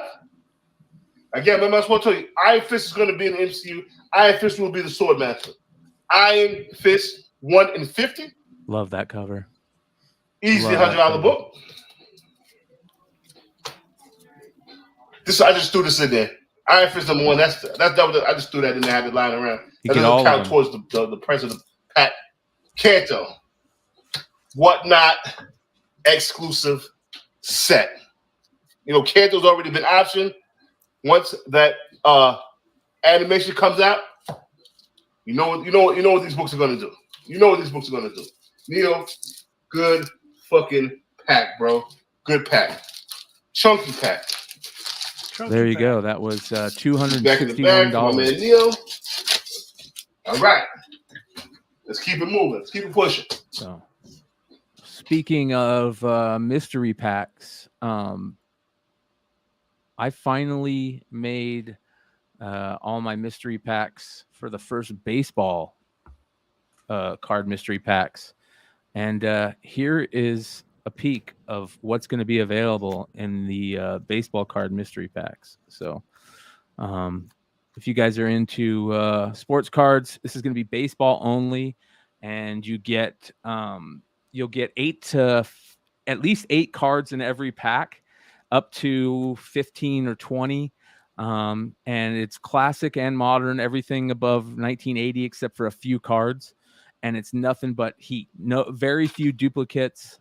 Rookies, you're going to get a patch or memorabilia card in every pack, a numbered card in every pack, and an auto in every pack on average. So if you don't have an auto, there'll be 2 memorabilias. If you don't have a memorabilia, there'll be 2 autos, that type of thing. So a ton of rookies, Hall of Famers, a lot of Tatis rookies, new guys. Here's Yordan Alvarez, a lot of Shohei Ohtani rookies, some Wander Franco stuff. I mean, just heat.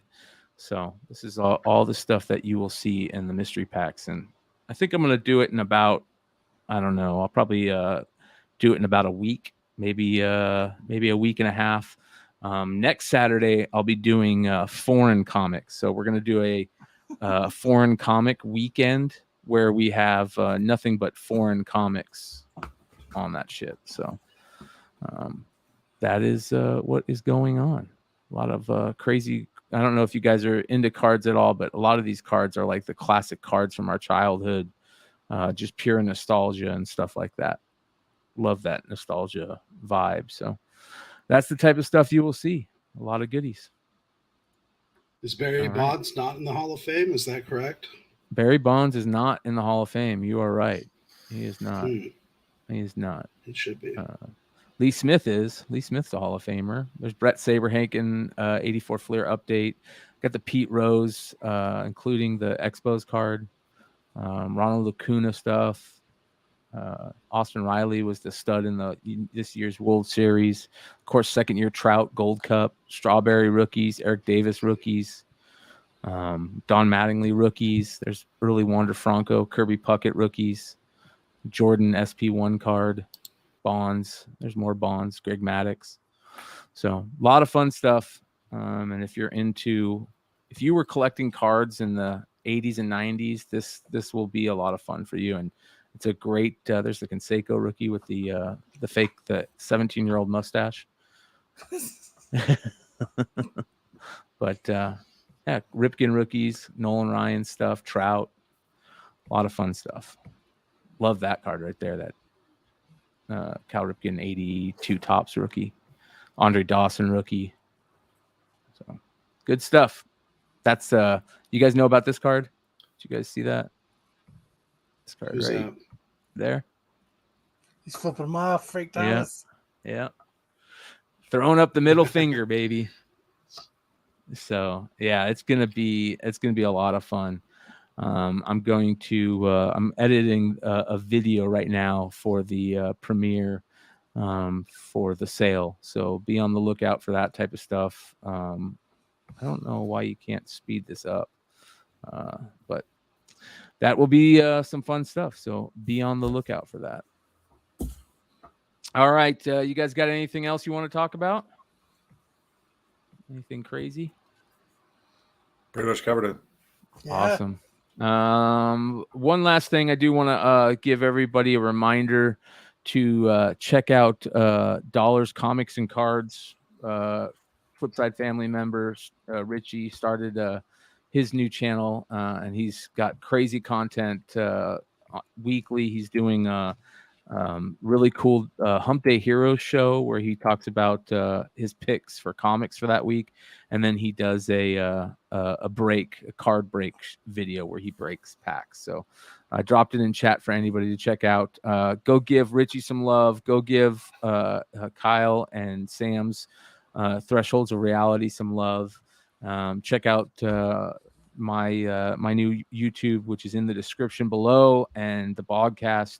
And we should see you guys all next Saturday. So that being said, maybe. Adios.